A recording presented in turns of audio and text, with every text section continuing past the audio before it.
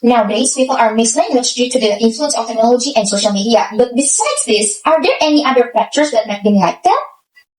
As Indonesians, we cannot escape our social and cultural background, which makes us known as speakers of multiple languages.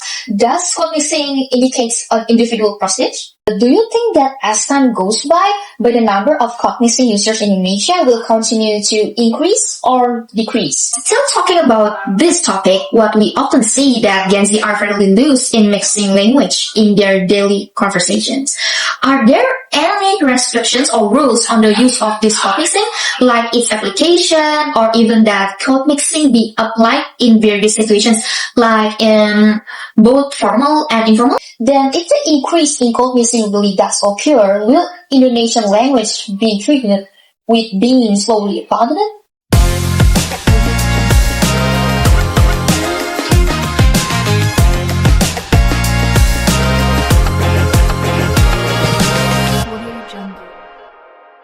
TikTok, TikTok, time is ticking. Welcome to today's podcast, TikTok.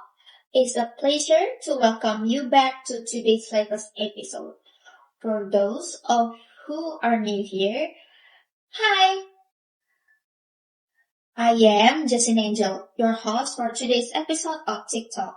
And as usual, the podcast is made to accompany your day with something valuable to discuss. Because we know every second you spend is precious. And today we are going to discuss a hot topic. And what is it? One that's certainly no less heated than the weather in Jakarta lately. Many young people are conversing in just one language. Do you know that? They often mix one language with another.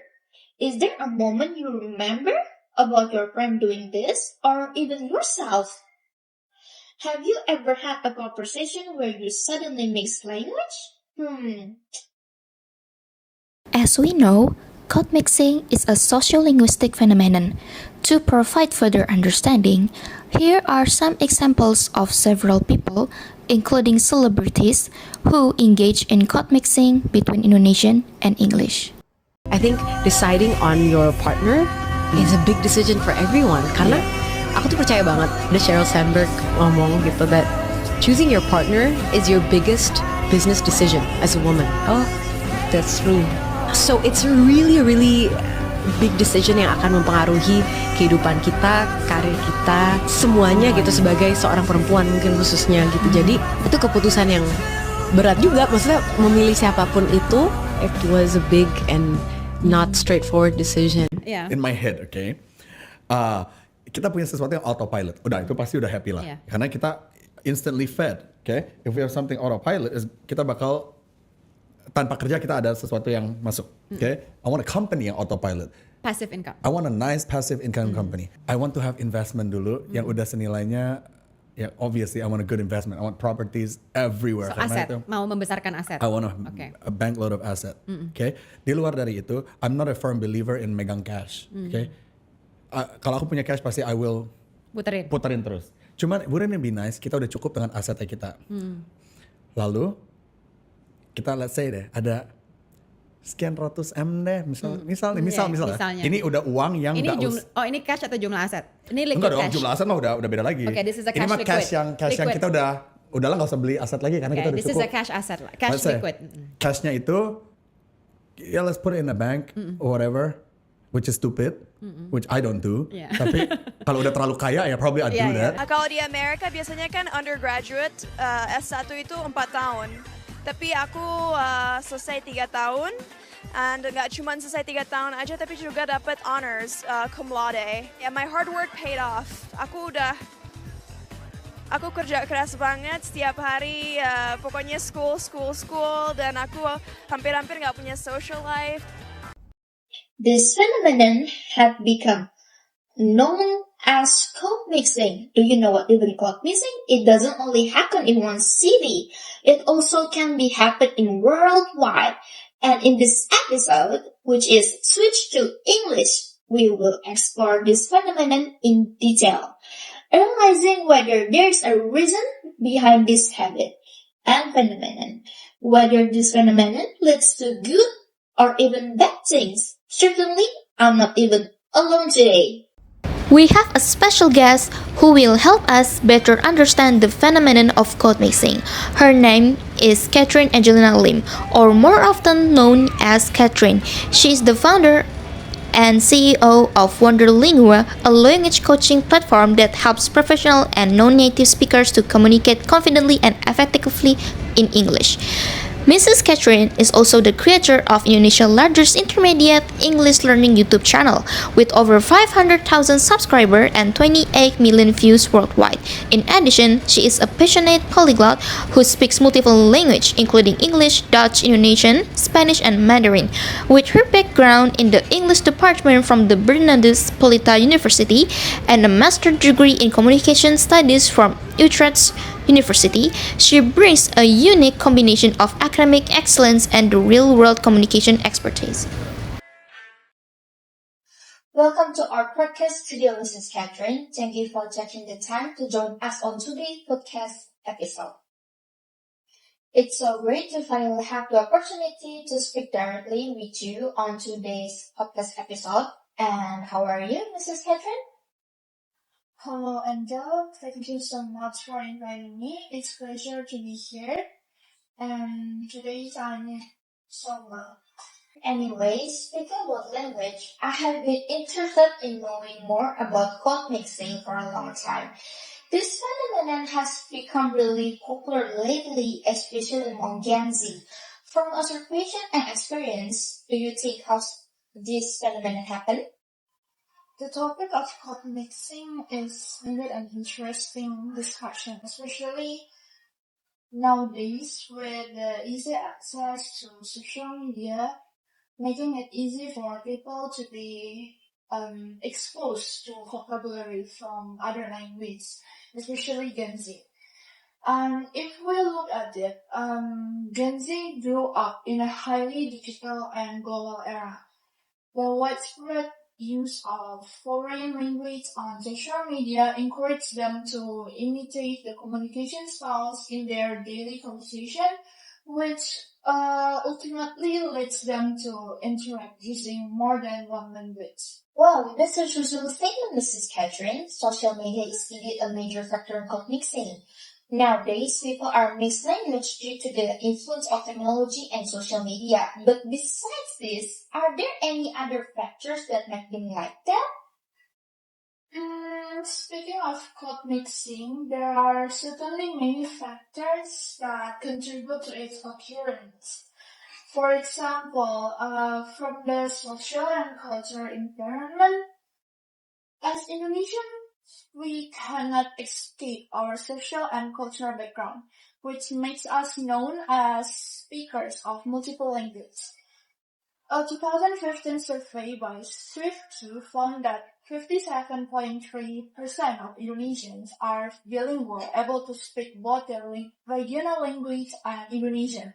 Furthermore, 7.4% of Indonesians are trilingual, able to speak their regional language, Indonesian, and a foreign language. This ability to speak more than one language allows speakers to mix language whether two or more in the form of words, phrases, or clauses within a single utterance. Oh, I understand. Thank you. But actually, is there any reason why the code mixing happened? There is a reason for this. In bilingual or multilingual societies, individuals tend to code mixing to fit in with a particular community or social group. In this case, code mixing is also used as a way to indicate a person's level of education. Interesting. So I want to ask, does code mixing indicate an individual prestige? Yes, code mixing can be an indicator of social prestige, education, or knowledge because its use can sometimes be deliberate to show a higher status or to show a classy image. Oh, I see. Another question, Miss Catherine. I sometimes hear people only use one foreign word in their utterance.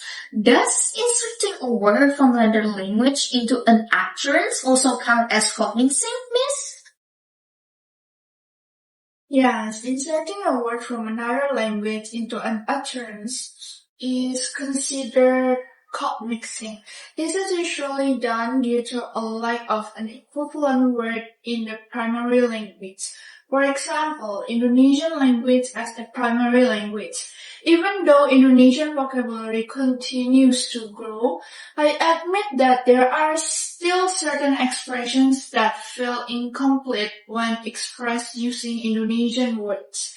There are also other reasons such as the word being commonly used or being more concise.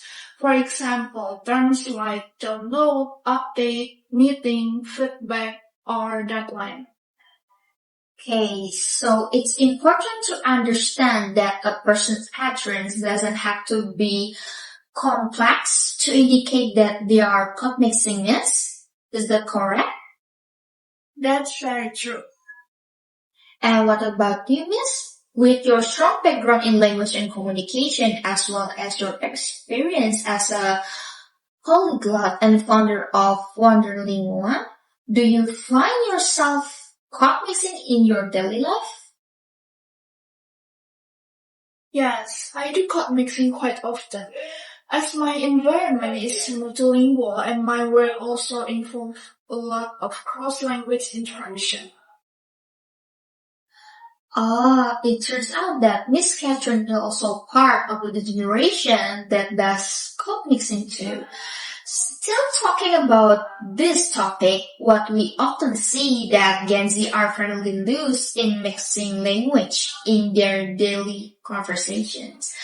Are there any restrictions or rules on the use of this code mixing? Like its application or even that code mixing be applied in various situations like in both formal and informal? Great question. Basically, code mixing is very much associated with everyday communication, especially in informal situations like talking with friends and etc.